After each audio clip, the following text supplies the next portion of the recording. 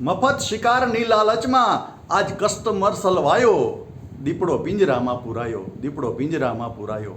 અને 150નું રિચાર્જ 200નું થયું, 150નું રિચાર્જ 200નું થયું. એમ મનમાં બહુ મૂંઝાયો, દીપડો પિંજરામાં પુરાયો, દીપડો પિંજરામાં પુરાયો. નમસ્કાર, હું જયપ્રકાશ સંતોકી ફરી એક વખત આપના માટે એક ગીત લઈને આવ્યો છું.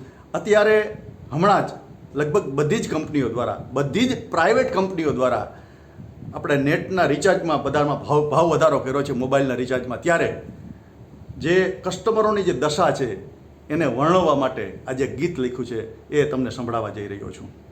કે મફત શિકારની લાલચમાં આજ કસ્ટમર સલવાયો, દીપડો પિંજરામાં પુરાયો, દીપડો પિંજરામાં પુરાયો.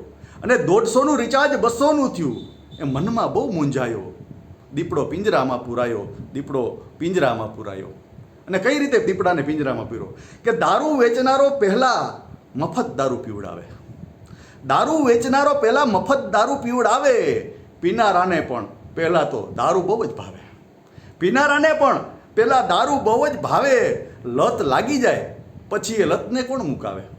લત લાગી જાય પછી એ લતને કોણ મુકાવે? દારૂ વેચનારો એને પછી આંગળીથી નચાવે, દારૂ વેચનારો એને પછી આંગળીથી નચાવે. મોબાઈલની પાછળ આજ માણસ થઈ ગયો છે હડકાયો, દીપડો પિંજરામાં પુરાયો, દીપડો પિંજરામાં પુરાયો. અને બીજો અને છેલ્લો બનશે કે બધી ટેલિકોમ કંપનીઓનો જોને કેવો સંપ.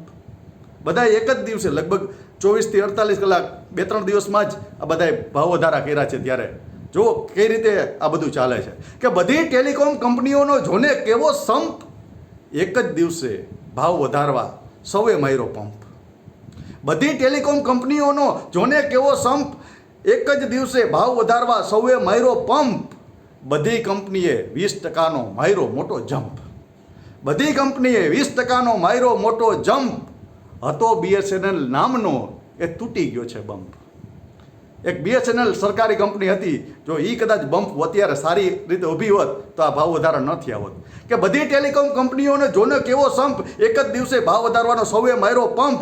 બધી કંપનીએ 20%નો માર્યો મોટો જમ્પ. હતો BSNL નામનો, એ તૂટી ગયો છે બમ્પ. જીઓ, એરટેલ, વોડાફોન આ થઈ ગયા સગા ભાઈઓ. દીપડો પિંજરામાં પુરાયો, દીપડો પિંજરામાં પુરાયો. મફત શિકારની લાલચમાં આજ કસ્ટમર હલવાયો, દીપડો પિંજરામાં પુરાયો. 150નું રિચાર્જ 200નું થયું. એ મનમાં બહુ મૂંઝાયો, દીપડો પિંજરામાં પુરાયો, દીપડો પિંજરામાં પુરાયો. મિત્રો, આપને મારી રચના કેવી લાગી? જો ગમી હોય તો લાઈક કરીને વધાવજો, એમાં કોમેન્ટ કરી અને મારો ઉત્સાહ વધારજો. તમારા મિત્રોને મોકલી શેર કરજો.